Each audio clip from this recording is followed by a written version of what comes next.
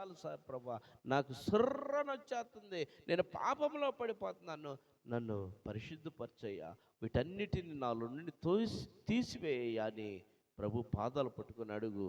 నీ కుడి హస్తాల పైకెత్తి అడుగు.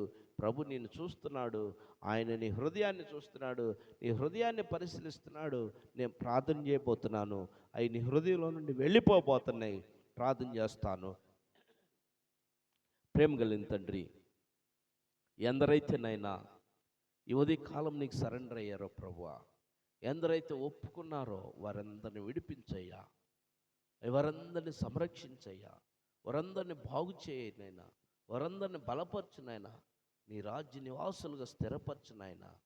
చేరువచ్చిన వారు, రాలేక ఉన్నవారు, యంత్ర శబ్దంతో విన్నవారు, యూట్యూబ్లో చూస్తున్నటువంటి వారు, ఎందరైతే నీకు మొరపెడుతూ ఉన్నారు ఈ హృదయ కాలంలో, అటు వారందరినీ కూడా నీ కాపుదల భద్రపరచమని యేసు నామములో అడిగి వేడుకుంటున్నాం తండ్రి. ఆమేన్.